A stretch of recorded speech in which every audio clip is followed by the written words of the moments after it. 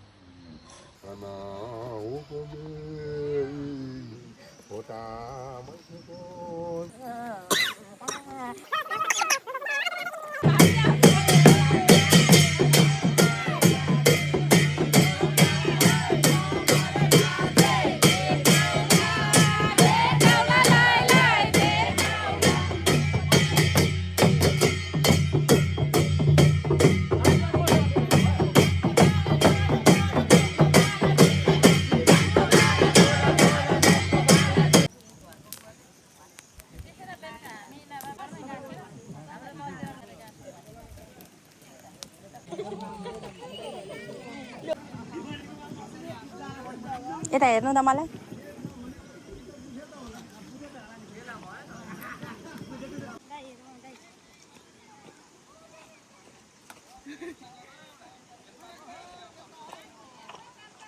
अब यहाँ सबै दिनभरि काम छ त भोलिको लागि तयारी सबै आज खाजा खाएर अनि त्यो पछाडि खाना बिस्तारो होला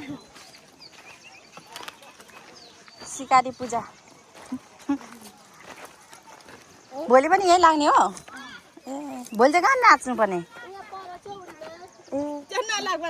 आउनु न छिटो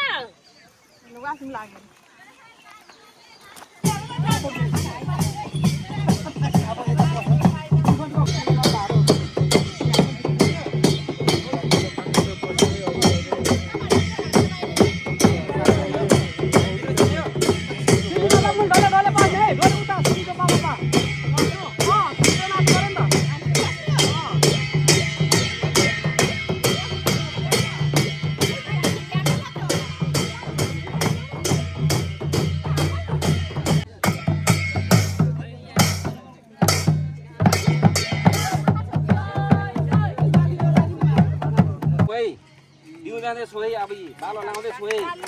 हामीलाई अब बाँच्नु छ संसारका पानीले बचाउनु छ भनेर हामीहरूले चाहिँ नि ढोल झ्याम्टाकोबाट आह्वान गर्ने पृथ्वीलाई होइन त्यसो भएर हामीले प्रकृति पूजा भनेको पूजा भनेको छ हामीले तपाईँ हामी देखेका छौँ पहाडमा हामी सानो हुँदा हामीले पूजा गरिसकेपछि थानहरूमा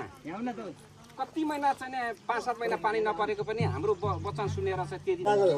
होइन खोइ पस्किने केले पस्किने अनि त्यो कब खोइ फर्क्यो पस्किने चाहिँ म त हाल त मान त पस्किने भन्नुको लागि भनेको